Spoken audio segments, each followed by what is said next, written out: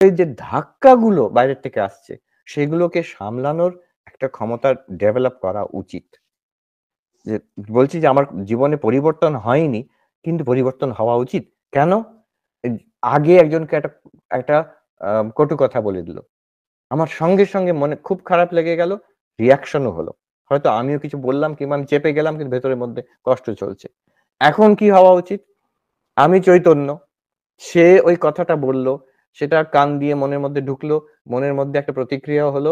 সবটা আমি আমি দৃশ্যরূপে দেখছি। আমি দ্রষ্টা এটার। সে বলেছে কাকে? সে বলেছে এই পার্সোনালিটি নীলাঞ্জনা পার্সোনালিটিকে সে হয়তো একটা খারাপ কথা বলেছে, কটু কথা বলেছে। আমি তো এই নীলাঞ্জনা পার্সোনালিটি নই।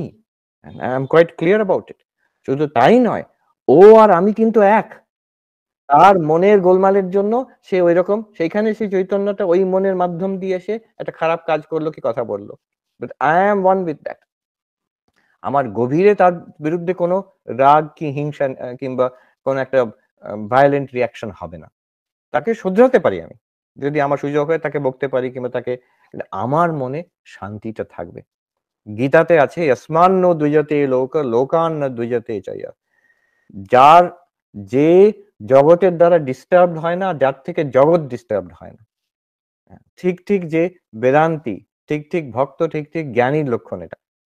এটা দ্বাদশ অধ্যায়তে গীতাতে কৃষ্ণ বলছেন অর্জুনকে। "Don't allow yourself to be disturbed by the world and be careful not to disturb the world." আমরা ১ম এ জেনে শুনে জগৎকে আমার জন্য যাতে কেউ উদ্বিগ্ন না হয়। আমার জন্য যদি কেউ রেগে না যায়, কেউ তার কারোর মনে কষ্ট না হয়। সেটাও সাবধানে। আ সেটা ডেলিবারেটলি আমি কাউকে কষ্ট দেব না। আরো গভীরে হচ্ছে আমি ডেলিবারেটলি কাউকে কষ্ট দিচ্ছি না। কিন্তু আমার অসাবধান হওয়ার জন্য হয়তো মানুষ কষ্ট পাচ্ছে। সেটা আরো উইথ মাইন্ডফুলনেস দেখবো আমার কোন ব্যবহারে কথাবার্তাতে অন্যরা হয়তো কষ্ট পেতে পারে। আরো সেনসিটিভ হবো এটার ব্যাপারে। সেখানে ব্যাপারটা হচ্ছে যে আবার কাজ হতে পারে। হ্যাঁ, সেখানে অন্যদের আমার কাজের জন্য অন্যরা উদ্বিগ্ন হতে পারে। আপনি যদি পুলিশ হন তাহলে চোর উদ্বিগ্ন হবেই। আমি তো এমন করব না যে আমি এমন ব্যবহার করব না যাতে চোর উদ্বিগ্ন হয়ে যায়। না তাদের উদ্বিগ্ন করাটাই আমার কাজ হচ্ছে। অতএব you have to be একটা কমন সেন্স দরকার। উল্টোটা হচ্ছে যে জগৎ যাই করুক, মানুষ যাই করুক, আমি আমার মনের উপরে লক্ষ্য রাখবো যাতে সেটা উদ্বিগ্ন না হয়। To maintain it's a difficult task and it is possible only when you are not this Niranjana body mind. You are the witness consciousness. তখনই সম্ভব হবে যে আমি এই পার্সোনালিটির মাধ্যম দিয়ে তো কাজ করছি, এইটাকে শান্ত রাখা। আমি যদি এইটাই হই, তাহলে এটার উপর যত ঘাত প্রতিঘাত আসবে আমার কিন্তু রিঅ্যাকশন হবে। There is no doubt about it. It's very difficult to control. তখন মনের জোরে একবার কন্ট্রোল করলে দুবার আমার মেজাজ খারাপ হয়ে যাবে। কিন্তু যদি আমি দ্রষ্টা বলে নিজেকে ভাবি, শুধু ভাবি নয়, বুঝেছি। এটা বোঝা দরকার। নোটিস করা দরকার। Just as this body is noticeable, চোখ বন্ধ করলে, ভেতরে ইন্ট্রোস্পেক্ট করলে মন, আমার ইমোশনস দে আর নোটিসেবল। খুব পরিষ্কার বুঝতে পারছি। অতএব যেটা বুঝছে এই মনকে এবং শরীরকে, সেটা তো নিশ্চয়ই আছে। সেই চৈতন্য কিন্তু শরীরও নয়, মনও নয়। অতএব শরীর মনের যে রিঅ্যাকশন গুলো হয়, সেটাও ওটাতে নেই। এটা বুঝতে হবে। So this is called the Vedantic insight. হ্যাঁ? এটাকে এইভাবে দেখতে হবে যে এটা কিন্তু শুধু বোঝার ব্যাপার না। It's a fact. It's a fact. এ এই পার্সোনালিটির যেমন ফ্যাক্ট, কনশিয়াসনেস এটা আরো বেশি ফ্যাক্ট। আচ্ছা এটা একবার দৃঢ়ভাবে ধরতে পারলে তখন becomes a reality. তখন it becomes useful. You'll be able to use it in your daily life. এর সঙ্গে যে আনুষঙ্গিক সেকেন্ডারি প্র্যাকটিস বললাম, রেগুলার প্র্যাকটিস অফ মেডিটেশন। অশান্ত মনকে শান্ত করা। ভাবি যে এই সংসারের জন্য আমার মনটা বড্ড অশান্ত। কিন্তু আসল বাস্তব সত্য হচ্ছে এই আমার অশান্ত মনের জন্য সংসার। তার প্রুফ দিচ্ছেন তিনি। প্রুফটা হচ্ছে শান্ত মন মে ভলা সংসার কন দেখা হ্যায়। শান্ত মনে, ধ্যানস্থ মনে সংসার কন দেখা মানে সংসার আছে, সবাই আছে, সব কাজই আছে। কিন্তু সেটা আগে যেমন উদ্বিগ্ন করছিল, সেটা করবে না। আমার মন কিন্তু প্রশান্ত আছে।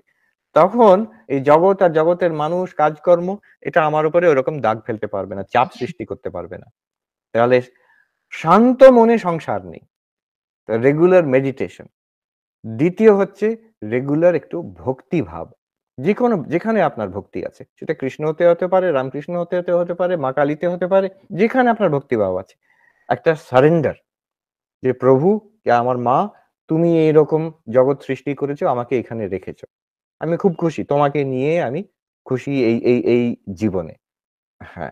তো এই যে ভক্তির ভাব, এই সমর্পণের ভাব এইটা ভক্তির থেকে আসে। This will also help you. এবং কর্মযোগ যে ৩য় টা এ selflessness আমি আর আমার নিয়ে আমি বেশি মেতে থাকব না। ও ঠিক আছে। এতদিন কেটে গেছে, বাকি দিনগুলো কেটে যাবে। It's not important. আমি অন্যদের জন্য ভাববো, তাদের মঙ্গল কামনা করব, তাদের সেবা করব, তাতেই আমার আনন্দ। তো এই দুটো জিনিস। The Vedantic insight number 1 surrounded by these 3 practices. Daily meditation অশান্ত মনকে শান্ত করা। ২য় ঈশ্বরকে সমর্পণ করা সবকিছু। আমার দুঃখ কষ্টগুলো। ৩য় আমি আমার নিজের দুঃখ কষ্ট নিয়ে বেশি ভাবতে চাই না। আমি অন্যদের জন্য ফ্যামিলিতে হোক, কমিউনিটিতে হোক, অনেক লোক আম তাদের সেবার দরকার, সহানুভূতির দরকার। আমি তাদের নিয়ে বরং ভাববো।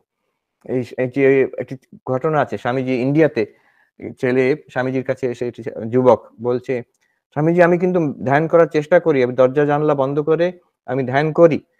কিন্তু আমার মনে কোনো শান্তি নেই।" তো স্বামীজি বলছেন, "তুমি দরজা জানালা খুলে দাও।